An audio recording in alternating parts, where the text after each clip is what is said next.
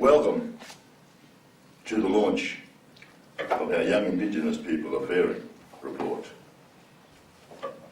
I must acknowledge, for me being an outsider, I'd like to acknowledge the traditional owners and Ngunnawal people.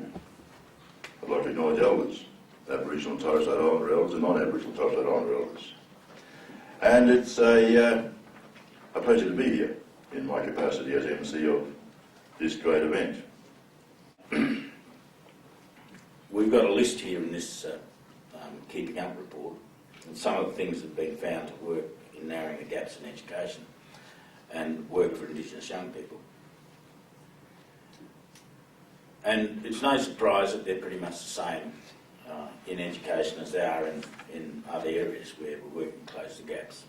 Genuine, respectful partnerships, local Indigenous input in designing programs, understanding and recognising the importance of culture, and long-term funding, which Tiger just had a rant about. Sorry, Tiger just drew our attention to. And when I say that things are simple, I don't mean to imply that they're easy. This is going to be hard yakka. And those who are succeeding are succeeding because they put in the hard yakka. And they're continuing to put in the hard yakka.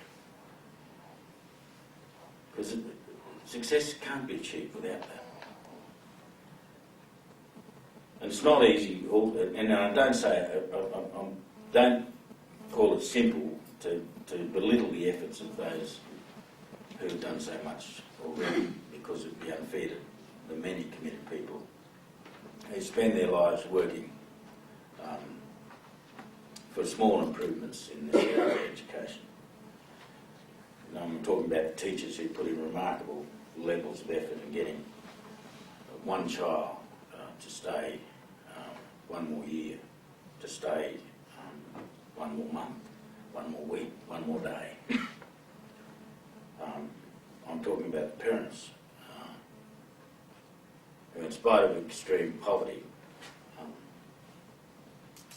managed to get their kids dressed and fed and at school and on time. And I'm also talking about the child who finishes year 12 in a community where no one's done that ever before. I don't know, it's simple, but it's not easy.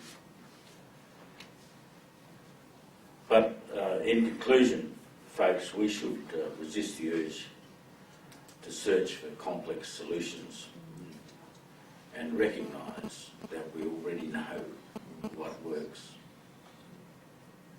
We just have to commit to it for the long-term haul.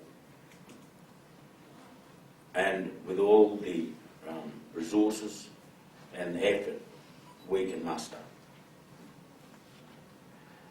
Now, these are the responsibilities that go hand in glove with those rights I spoke about. These kids have a right to equitable, appropriate and properly resourced education and training. And as I said before, all of us, governments, communities, businesses, Indigenous organisations, philanthropic sector, we have a responsibility to ensure that right to education is supported. Thank you. We've got a really high percentage of employment rate. Really high employment rate. I think it's above the 85% straight into employment from completing year 12 with us. Is that in sports areas? Or in any areas, wherever the young person is got an interest. We look at I guess we look at what that young person's interest is. They come to us with an interest in sport. They could be elite athletes. We've got young people who are playing sport professionally, and we've got 3 young women who started at university this year, which is very exciting, and they're the first SASTA graduates to get to university, and they're all at the University of Adelaide, so that's really exciting for us. We've had young people who have walked into traineeships. We've got young people in the construction industry, into the sport and rec industry, into fitness training, into coaching, and all those sort of areas. But it really, whilst their education plan is based around sport, their work life or their work goal may not be in sport. It can be, and we encourage them if there is that interest and help them work on that pathway. But if their interest is somewhere else, we want to allow them to get those opportunities as well. You can only get those opportunities if you have a good, rigorous education behind you. The reason we've had successes with ANZ is because we're not just looking at, we work with parents and we worked with carers or significant others within our Indigenous kids' families. We work with the school to make them aware of the requirements for what the banking wants to what schools' needs are. We also work with careers advisors, we work with our local branch managers, and we also utilise workplace providers around Australia. We utilise the Aboriginal Employment Strategy. We have AFL Sports Ready and statewide, and through that group of people we look after the pastoral care of Indigenous students. We don't just have one player involved, we have the holistic